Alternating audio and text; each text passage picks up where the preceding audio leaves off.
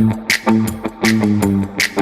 have found Authentic Business Adventures, the business program that brings you the struggle stories and triumphant successes of business owners across the land. Downloadable audio episodes of the podcast can be found in the podcast link found at drawincustomers.com.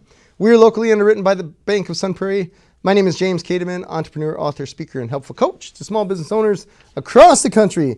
And today we're welcoming / preparing to learn from Jenna Piche, the owner, superhero of First Light Health. So Jenna, how are you doing today? I'm doing great, James. Thanks for having me. Thanks for being on the show. This is great because, let's see here, I've known you for a long time. A long time. But it wasn't through First Light Health. It was through, was it Midwest Family? It was through Midwest Family. We were both in marketing land trying to grow our businesses. Hustling, networking out there with the best of them. Yeah. Yeah. And you, so tell us, before we really dive in here, what is First Light Health?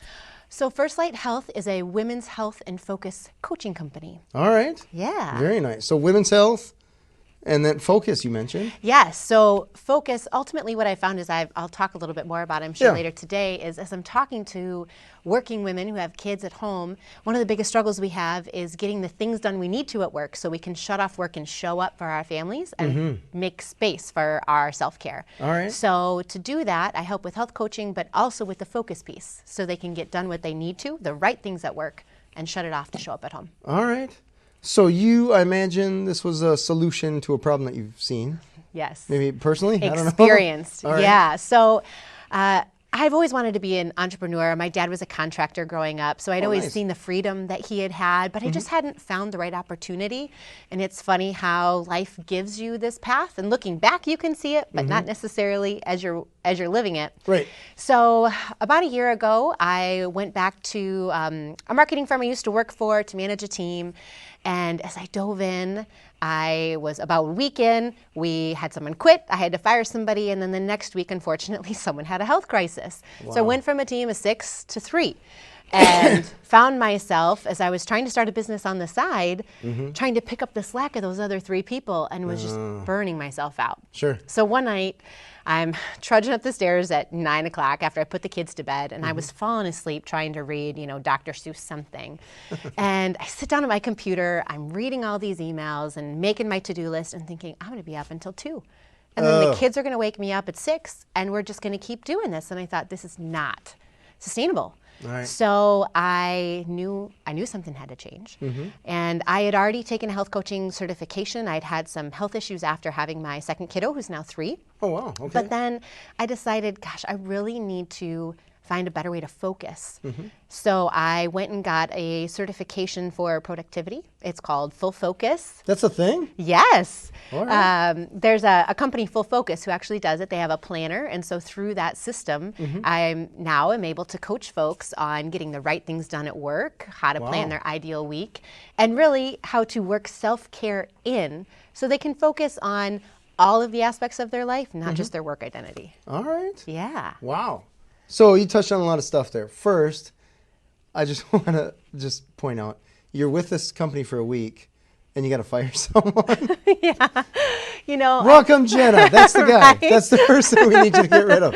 It's always so interesting because I think when you come into a team that you didn't hire, you probably learn a little bit through the hiring process about the team, but I never want to take on someone else's opinions. I want to be able to form my own. Sure, it's fair. But, when you come in and you see someone's attitude, I have a lot of capacity for being able to help someone reach their potential and train them and coach them up, right, if they have the right attitude. But attitude is just something I feel like if you can't fix it, I can't have you poisoning everyone else in the department. And so it really just became one of those things where the writing was on the wall. And as a human, I felt for him because he really had some stuff going on in his life, so I tried to give him some grace, but we also had clients to serve who were paying us money, and there just becomes a point, right? So you can wish them luck, and also I think as managers we forget too that we're releasing them to a better opportunity, even though it's hard to see that in the moment. Yeah, it's interesting. I can think, I got let go of a company, forever ago. I don't know, let's call it 15, 20 years ago, something like that. And I remember being so upset because I was making the money. I did the math before, and I was making them cash. And I got fired for attitude, which it was totally a justifiable fire because it was attitude. Because I felt like I wasn't getting in return all that I was doing. Mm-hmm. And I let me back up another story. I was working as a mechanic, previous life. And one of the guys I was working with had a conversation with the manager saying, hey, I need a raise because if you give me more money, I'll do better work. And the manager said, you got that backwards. You do better work, we'll get you a raise. Spot on. So it was interesting because I had that in my head. Yeah. And so as I'm working at this place, I'm like, I'm doing better work, but I'm not getting compensated for it. And then you just get angry, right? And then I was still taking care of the customers, but at the office, I was probably a train wreck. Or just, maybe train wreck's the wrong word. I'm sure you were never a train wreck, James. It was just one of those, I was like, you're lucky to have me, right? You're lucky to have me. And I knew that the customers were happy, but I took for granted the culture of the actual business. Yeah. I didn't even know that was a thing. So then they let me go, and I'm like, why would you do that? I'm making you crazy money. What's so interesting, I think, about that, though, is that it's a total mindset thing. Totally. And we don't realize that, I feel like, early in our careers because we're hustling so much to prove ourselves, right? And then we feel like when we're proving ourselves, well, hey, they should be paying us more. And I think that's the seed that a lot of entrepreneurs end up with, right? I'm working my butt off and I'm making you more cash. So that's probably why we all end up in business for ourselves anyway, when we have that spirit. Right? Exactly. Yeah. But I think the mindset thing is a really interesting one because it's all about the stories that we tell ourselves about the experience. So the experience could be wonderful, but if we're telling ourselves we're overworked and underpaid, man, it's really hard to break that cycle unless you're fortunate enough to have someone come in and tell you, hey, look, you've got this backwards and I'm going to give you a chance to fix it. Yeah. It's interesting. I guess now that you say that was never a conversation that was had there, but they were probably just as oblivious as I was. And there's a lot of places I can think of that either business owners that I know or even myself with my businesses up until, I don't know who I was talking to where I realized wait, culture is the thing? Right. Because I was just under the impression that you hire good people, you'll have a good culture. But just because they're good people doesn't necessarily mean that they'll either stay good or that they won't bring their baggage. Right. Wherever they're going, work included. Well, and I think that's interesting because I've had the privilege of working for several companies before starting my own. And so seeing and experiencing it in many different ways is interesting because I've learned that if you're not deliberate about your culture, it just becomes whatever it is. You have one, but if you're not really paying attention to it and shaping it, it's going to be whatever your employees say it is and not how you are actually trying to form it. I actually worked for a company that was initially based in a Chicago suburb, and they were all really close-knit. It was a family-owned business. And you could tell that, right? Everyone knew everyone's backstory, knew what you were doing on the weekend, and that was a really cool space. But this was even before the pandemic hit, they started spreading out and realizing that we were a software company. We could do this work anywhere. So everyone started moving to some really cool places like San Diego and Denver and Seattle. And so everyone started to kind of spread out, which is cool because then you have that location freedom, right?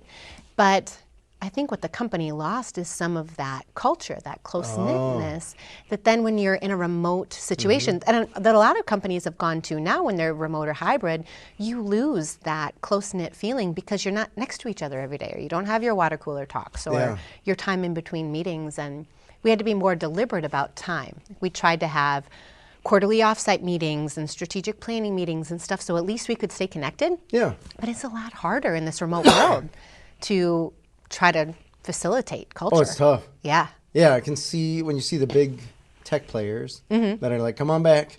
We're going to lay off 10,000 of you, but the rest of you have to show up in the office. It's interesting because I'm like, why are they doing that? Right? There's a huge money on the line. Right. I mean, multiples higher than the company that I have.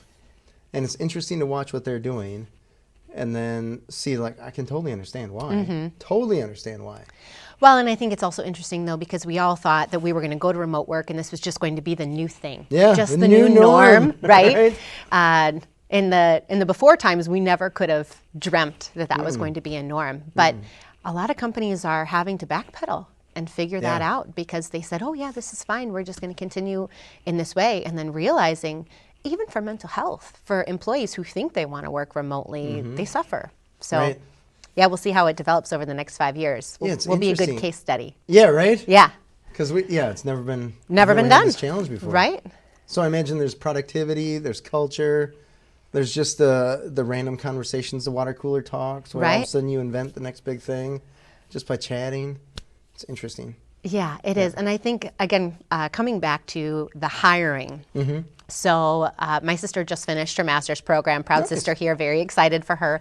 But what she did as part of her thesis was she did some research to figure out the companies who were getting the most applicants All right. for their open positions. What were they doing differently than the companies who weren't getting any applicants? Oh, great question. And she answered it in that they talked about their culture in their job descriptions. All right. And so if we thought we didn't have to have a culture before, we certainly need to now when it's such a competitive hiring environment. Yeah. Interesting. Yeah. That is so peculiar because I'm trying to just think back in the day when I was looking for jobs, would I have ever even considered thinking about the culture of the business? I don't know, maybe. Well, or would I have even known what kind of culture I would excel in? Right?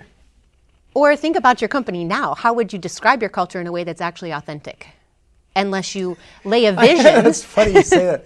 I have what I believe it is, but the challenge is when everyone's remote. And I have tried, man, I feel like sometimes I'm trying to squeeze a rock, trying to get feedback from my crew about what do we need to change?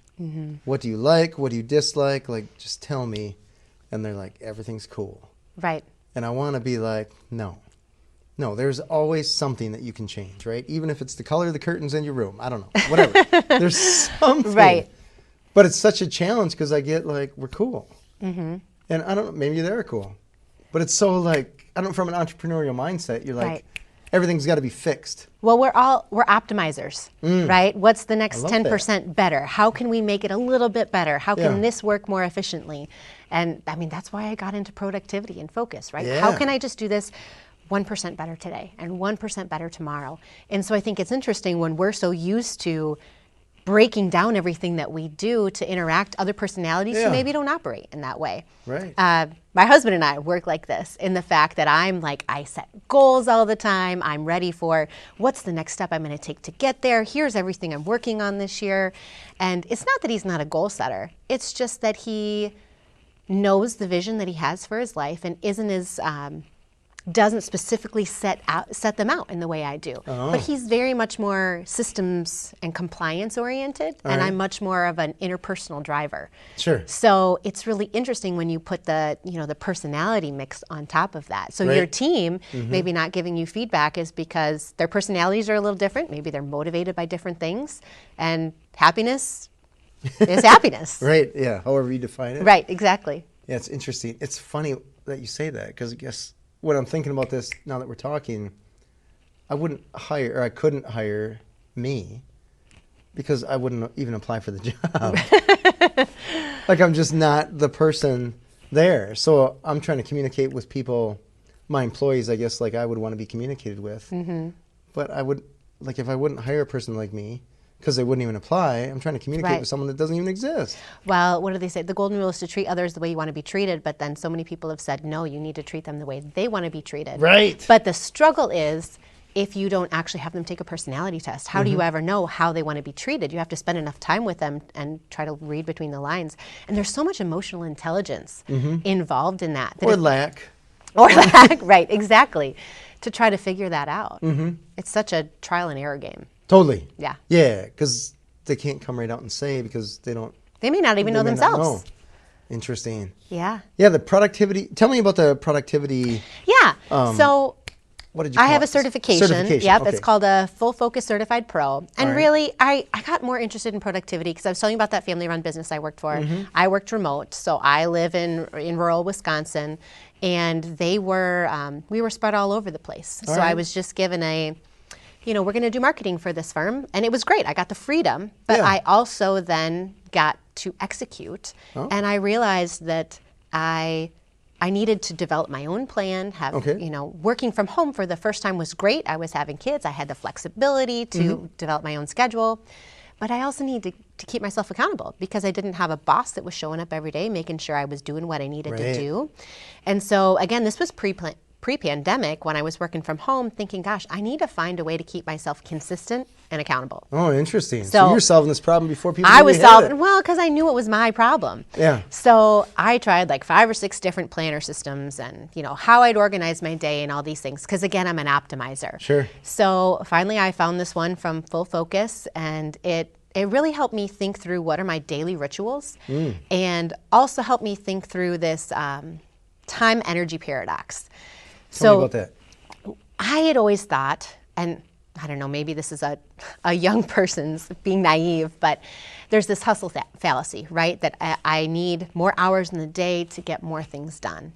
And if I can't get enough done, then I just need more hours in the day. And that's all there's to it. Yeah, right. Just change the sun. Right. And you'll be fine. Move the Somehow planet. stretch me 26 from 24. Right? But also it was, 8 hours isn't enough, let me work 12. 5 days isn't enough, let me work 6 or 7. All right. Sleep faster. And, or just sleep when you're dead, right? Sure, that's what we said when we were in college, and we know that's not healthy.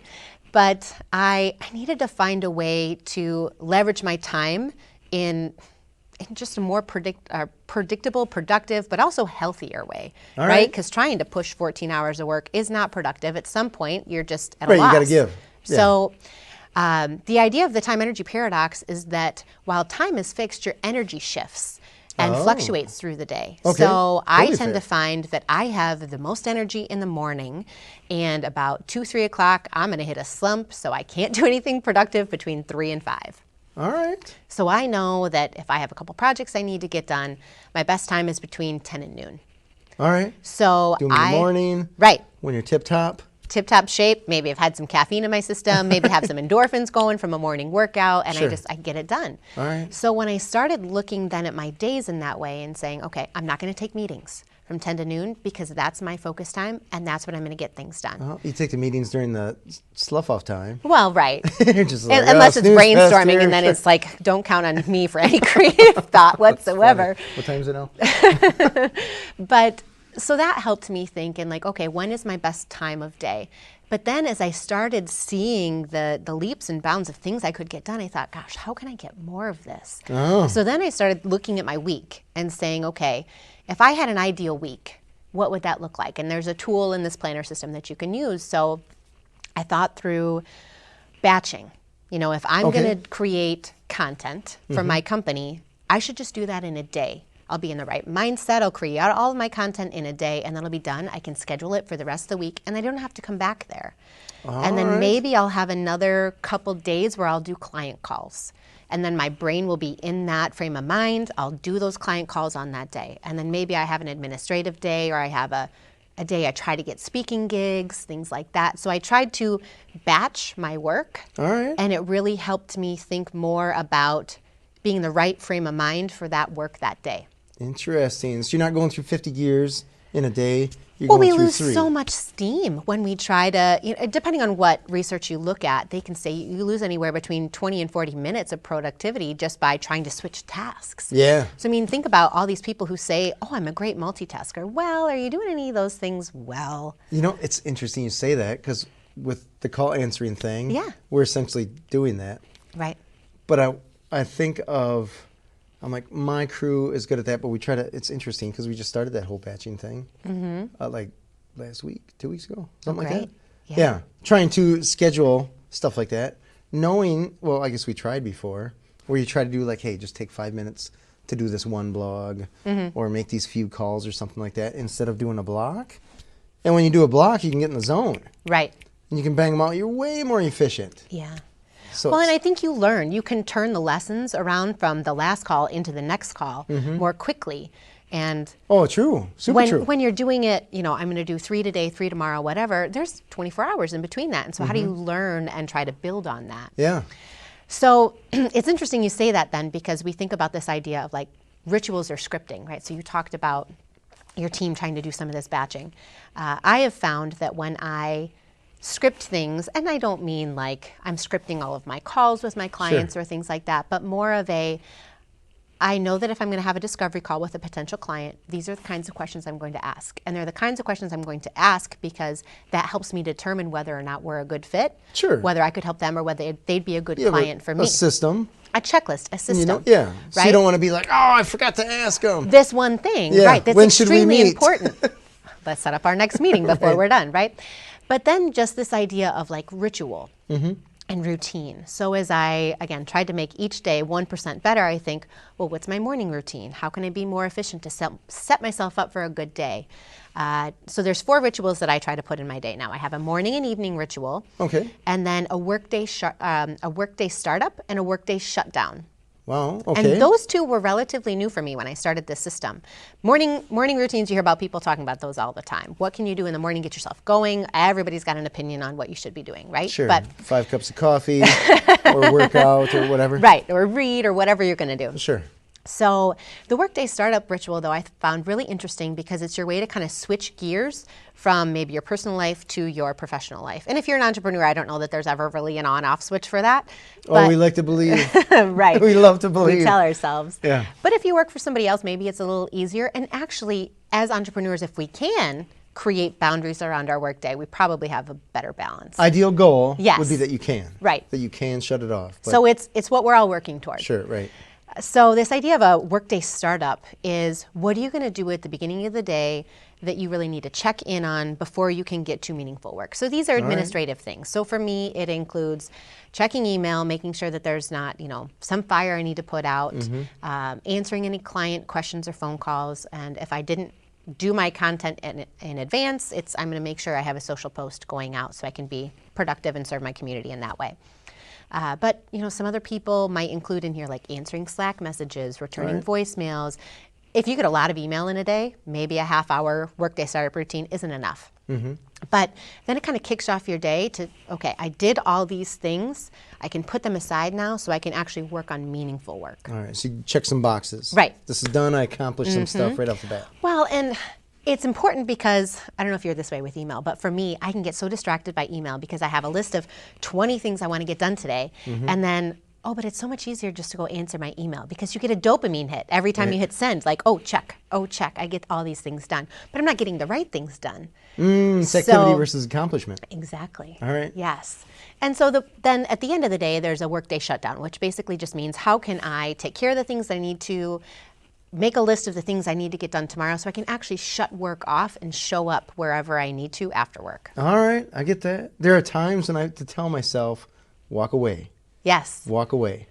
And I write down, 2 or 3 things that have to be done for the next day so that when I come in my office, like, those are the priorities. Yeah, you set yourself up for success the next day. But there's times that I feel like I have an internal fight. Where it's just like, walk away, James. One more email. It's that or just internal one voice more telling thing. you balance. Yeah. Right? And, balance. oh my gosh. You're just like, shut up. Stop telling me to walk away so I can finish this. But on the flip side, like the one that's telling me to walk away, that's the smarter side. Right? You're not being productive. Right. You're Well, it's tough to get out of the chair.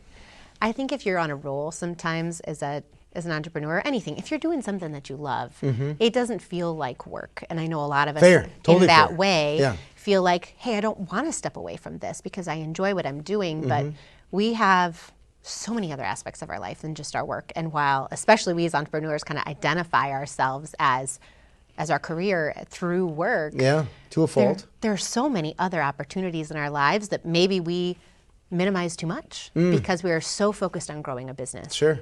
And I think that that's one of the things that, while some people may lose in their career to grow or in their journey to grow their own business, I've been really intentional about making sure that my family is in front of me. I have a 3 and a 5-year-old at home. All right.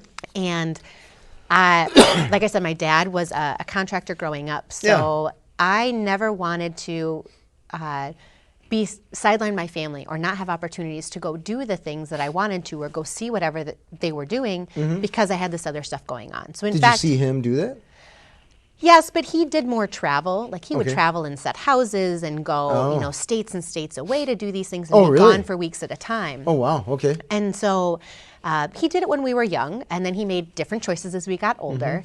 But I decided I'm going to go in business so I have the flexibility to actually see those things for my kids. So I don't want to design a business I need a vacation from. I'm going to design a business around having the flexibility to see my kids. Nice. So when I think about the ideal week, I think about the flexibility that it gives me to say, you know what, if I want to have client calls on Tuesdays and Thursdays because my kid has wrestling on Wednesday nights and I need to be able to shut down at 3 o'clock, I have the control to do that because it's my business. Nice. Yeah, people are very good at building their own prisons. Right. Oh, Very that's so good. true. Oh my gosh. I was talking to someone else in a retail store, the owner, and it was so interesting chatting with her. And I'm just thinking like, oh, when you got in this business, what were you thinking? Right? It's fun. Retail, you're doing, you're selling your thing. It's kind of a dreamy, rah-rah, right? I suppose it'd be like me owning a bar. It's always something that I thought that'd be cool. But then you talk to bar owners, and you're like, no, it doesn't sound like fun at all. Because there's no, I mean, it's tough to take a vacation. Right. Or it's tough to walk away, or even just go see a kid's game, right? My kid just had a basketball tournament that started at 3 o'clock on a Friday. And I was like, no problem, we'll just make the game. No big thing. Right. And I looked around, I remember looking around the bleachers, and I'm like, how many people was it a struggle to get them there? Right, doing whatever it is they had to do for their work to get there. And how many people are not here because they couldn't. And then I realized the second or third game, coach number 2 shows up because that guy couldn't get away from work right away. So and I'm interesting. like, I don't even know what you do. Right. But I don't want to do it. Well, and I think that there again is that idea of like, I have to versus I get to. Yes. You know, I get to take off early to go see my kids. One thing though that I've always thought was kind of an oversight by schools is most parents, there are some families who, you know, one parent decides to stay home and that works for them, and that's wonderful, that's amazing. But if people are working, how can you schedule a kid's game for 4:30 or 5 o'clock and expect parents to be there? Yeah, but it was dumb. But it was somebody thought it was a good idea, so whatever, here we go. But no, if I was running that particular thing. I mean, I'm sure they have to get it all in before kids have to go to bed and all the things. But it's just one of those like, this is weird. Right. But you got to go. You got to go? Yeah. Yeah, without issue. Exactly. It wasn't even there's zero thought. It was just, this is happening, and away we go. But that was intentional because my dad had his own business, and I learned a ton of what not to do by watching him. And I'm certain that he didn't make the mistakes. Well, I guess most people don't make their mistakes intentionally. Maybe he didn't even view them as mistakes. But it was, he owned a job. Yeah. And owning the job, it was a physical job. He was delivering milk and stuff like that. Where like, these are the hours, right? It's not like, hey, I'm going to see my kid's game and then I'll deliver milk after the game is done. Like you can't. The restaurants and schools that you're delivering to are open certain times, whatever. Right. This is your window. So that's the idea of the whole time freedom thing, right? And I think part of why we become entrepreneurs is like we want to control our own schedule. To your point, otherwise, even sometimes when we control our own schedule, we create our own prison. But totally, I think it's really interesting because as we create that time freedom, we're like, oh, we can do so much with this. Look at all this time I now have as an entrepreneur. And then you fill it up with this, and you fill it up with this, and you say yes to this, and all these things because you think you have all this opportunity, all this time to grow your business. And then you realize quickly that you can't say yes to everything. Right. Oh, I learned that the hard way. Oh my gosh. It has been one of my biggest struggles. And it's even to clients so much as I know that they're not the best fit, and maybe I'm not the best fit for them. But so the other side of my business is health coaching. Perfect segue. Yeah. Perfect. So because I say this because ultimately I'm a helper. I want to help people get healthier and where they are. And I just had a discovery call with a client last week where she knew she didn't have the budget to work with me for a 6-month program. Okay. But she still had recently received a diagnosis. She was looking for a second opinion via functional medicine, and she was kind of at a loss. And so I said, well, I'll help you run some additional lab screenings. I can explain that a little bit, but it's not the way I typically do business. And it was a one-off. So I said yes when I knew I should have said no. All right. But I felt like I was helping, but in the long run, I feel like saying yes to her means I'm saying no to something else. It could have been a better fit. Right. And one could probably make a strong argument what does she value that then? So the Right. results. Right, exactly. Because if this truly was going to help her, Yeah. does she believe that? Versus, That's like if that's to be seen. Yeah. I guess we'll find out. But I think that's a good point. So coaching and consulting, I feel like the success is in the repetition and the consistency. Agreed. And if you do one session, it's education, it's learning, but there's no reinforcement, there's no accountability. And I think that that's the struggle, is that they don't have an opportunity to ask questions or apply it to their life and then come back and say, I'm running into this, how do I do this? And so I think that that's where I struggle, is helping people understand that this is a health journey.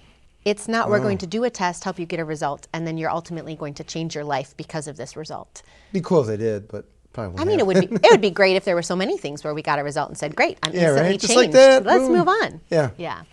Interesting. I'm learning how to play guitar, and I feel like the education, like I'll watch a video, and I'll be like, there's no way my fingers can go there, right? And then the next day, you get a little bit better and a little bit better and a little bit better. Right. But it's interesting that you say that, right? Because if I would have just watched a video, that same video, whatever, one time, and been like, that's it. Can't do this. I'm good. Right. I can't, or whatever, like, no way. Yeah. So I imagine a coaching session, it's not just one and done. It's not. So the health coaching side of my business, first I do functional health coaching. Okay. And that's different from conventional. So there's functional medicine and conventional medicine. I'd consider the conventional medicine model more of like your disease care, right? You get a diagnosis, you're given a treatment plan, which usually includes maybe procedures or some prescriptions. Okay. Functional- So like you have cancer, you broke a leg, You have had a stroke. arthritis, you Okay. have autism, whatever it is. Okay. You get a diagnosis and then you have a plan of care. Okay. Right, but it usually involves prescription drugs, maybe some procedures, All right. PT, whatever that might be. The idea of functional medicine is that we want you to, it's healthcare. We want you to be involved in your own solution All right. by using alternative. I even hate to say alternative, right? Because I feel like when I say alternative, people think like voodoo, Yeah. crazy medicine. Go look at the rainbow. Right? But it's really more of this idea that the body has an innate ability to heal itself if we provide the environment in which it can do so. Fair, totally fair. And that environment does not include being stressed out all the time, eating junk foods, not sleeping. So it's the idea of just teaching you the basics again of life that I feel like we lose when we're trying to run 120 miles an hour every day, all day. All right. So is that, well, maybe it's both. Is it preventative or is it preventative and caring for, if somebody says, hey, I got arthritis, can functional medicine come into play there? Right. So while I'd love to say that it's preventative, there's probably only 5% of the people who seek out a functional medicine practitioner who are saying, I want to optimize my health. I want to Right. live in full vitality, Sure. right? Unfortunately, it takes an episode for someone to reach out and find. All right. In order to find a solution, they want to have a problem. Right. Okay. Or maybe they come at it like I did. I had a family member who was diagnosed with an arthritis condition and was being thrown prescription after prescription from a provider. And, God bless them, they have 5 minutes to spend with people. So they really right. don't have an opportunity to understand everything that's going on. But as I'm watching this family member, she's taking this medication and this medication, and this medication's making that medication worse, and this is even worse. And it's like, well, what are we even making the arthritis any better, or are we just making that better and causing 15 other downstream problems? So I was trying to help her find an alternative way, right? There's got to be something else other than a pill to Right. solve this, right? So functional medicine's core is the idea of trying to get down to the root cause of whatever caused the problem. And the root cause for you and me might be different. Totally. We might both have migraines, right? But there's a lot of things that can happen on a cellular level that would make that happen. So for me, for example, after I had my second kiddo, I started training for a half marathon. Did you really? I did one after my first, and I was like, that's great. I'll get back in shape. I'll get active again. And I did it. I didn't do it as fast as I wanted to, but I did it. Nice. So I Congrats. thought, thanks.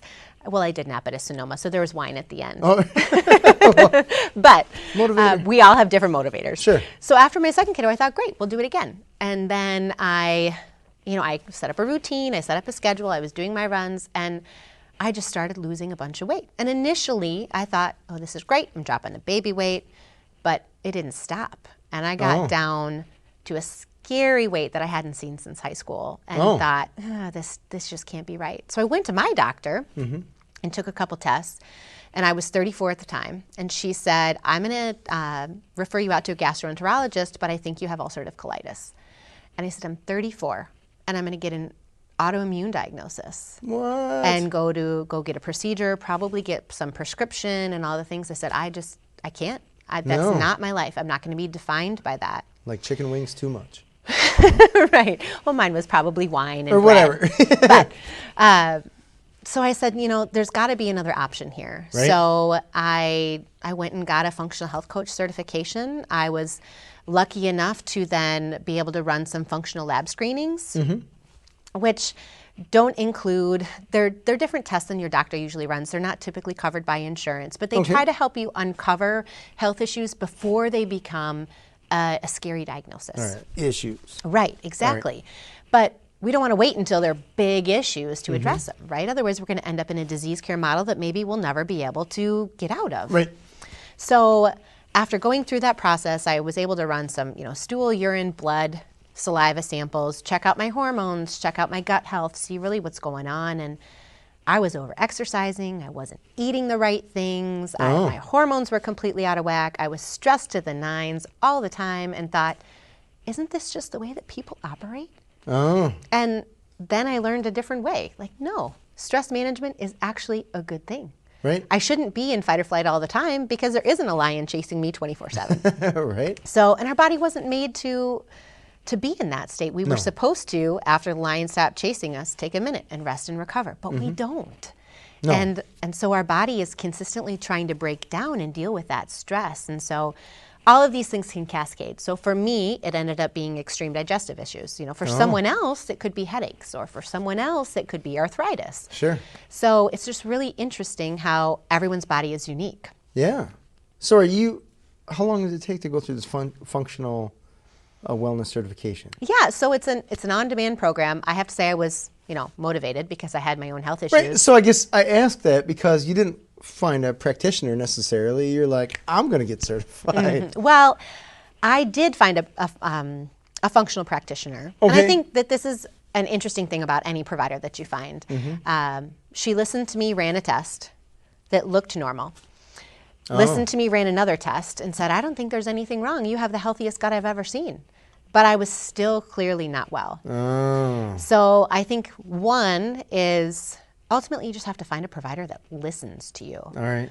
It's like taking your car to the mechanic where you hear the noise. The mechanic is like, I don't hear it. There's no problem. Right. But there's totally a problem. Or as a woman going to a mechanic that's just like, there's nothing wrong here. Or they try to speak you down a $2,000 bill because they don't think you know what's going on. Gotcha. Right? There's two routes. All right, fair. But ultimately, I think that it's important for people to find someone who's actually going to listen to what they're going through. And I think that as we go down these journeys, we want to know, do you understand what I'm going through? Have you helped other people like me? And is this going to work? All right. And so that's what I really try to help my clients understand. But for me, it was gut health. So for other women, it may not be that way.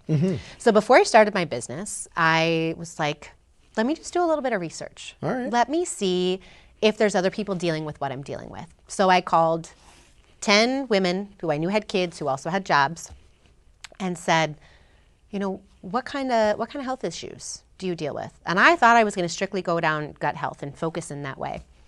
But the theme I heard the most was, gosh, I'm tired all the time. Like I can't stay awake to read books to my kids, or I wish I had energy to stay up at night and watch Netflix with my husband, but I just fall asleep, or I hit an afternoon slump. And so what I heard more and more from all these working moms was energy.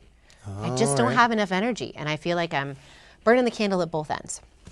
And so what I know as a functional medicine provider is that ultimately comes back to the gut. Hippocrates says that all health begins in the gut. Yeah. And so it's interesting because our immune system lives there, but a lot of people don't think of it that way. They think, I don't have a lot of energy, and then they think I need more caffeine. Sure. Right? This for Just that. hit the coffee. Right.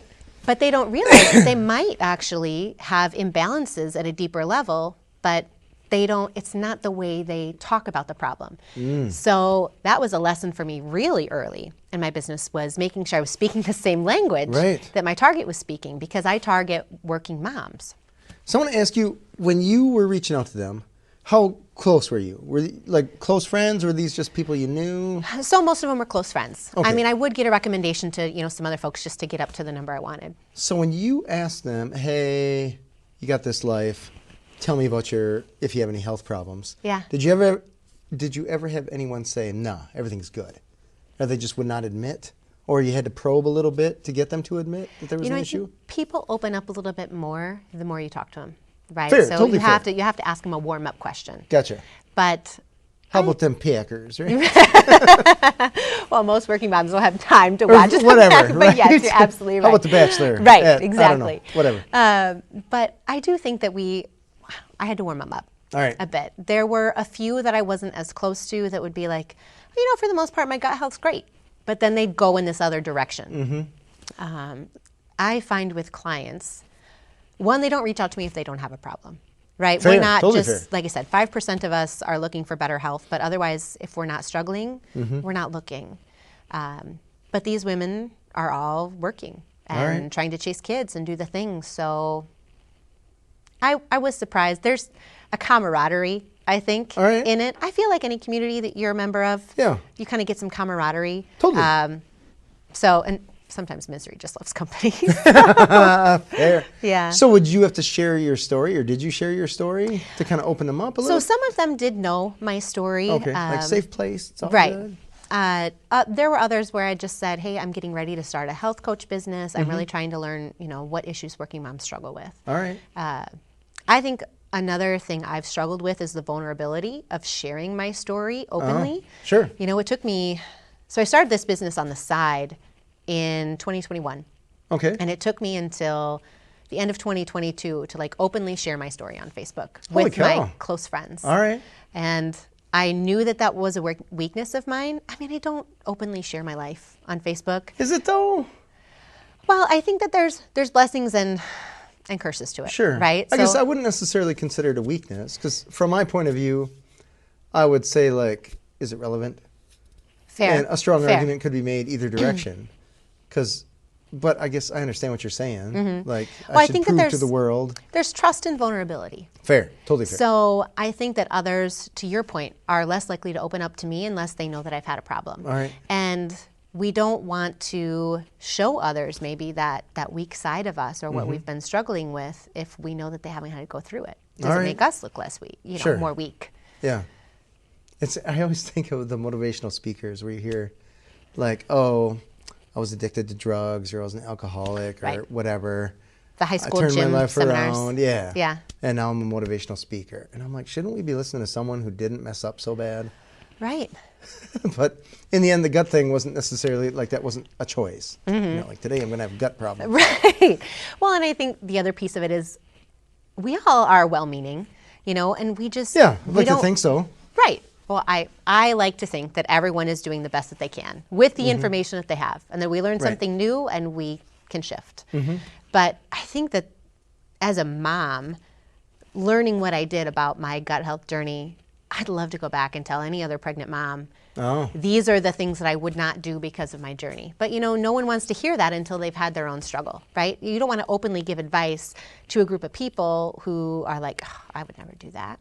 Yeah, but I'm sitting here saying, I'm breastfeeding. So I can eat a whole sleeve of Oreos and go to Culver's every day and have cheese curds and ice cream because I'm breastfeeding, and look at all these extra calories I'm burning, and I'm training for a half marathon. But I think I didn't understand the quality of the food, right? A calorie isn't a calorie. There's good foods that bless your body and fuel it, and there's other foods that don't. That bless your body. I like that. Interesting.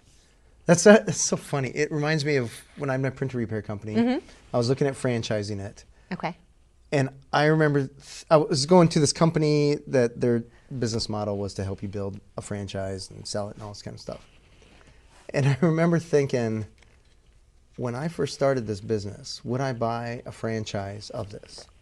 Even though I know what I know, systems are in place, all this kind of stuff, would I, as the little punk that started this business in the first place, listen to a guy that I think knows more than me? I probably wouldn't. I wouldn't, because I'm like, I know it all, or at least I know most of it. And I would never pay someone that. So I always think, I guess to your point there, even though somebody may like, hey, you know a little bit more than me, but I got this covered. This life thing, I got it. Right. I got it dialed in. When they don't, right? So it's interesting how some people, even though like, don't jump off that cliff, they're just like, come on. Right. It's a nice cliff. Well, I think the other struggle here is that as women in particular, we have a hard time asking for help.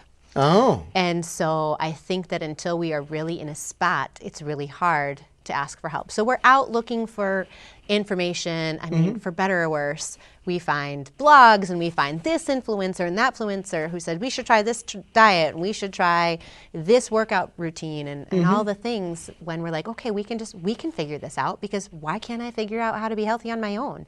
This is ridiculous. People have been doing this for years, and so we don't ask for help until it's bad enough that we don't find another alternative. That's another thing I found in my research, is that women were saying, I don't know what's credible. There's so much information out there now in this age that I don't know what to believe, because you read this thing and it says this, and you read this over here and it says the complete opposite. So that's the other thing that I have found, is that I need to build trust with folks so they know that I'm coming from a place of education. Sure.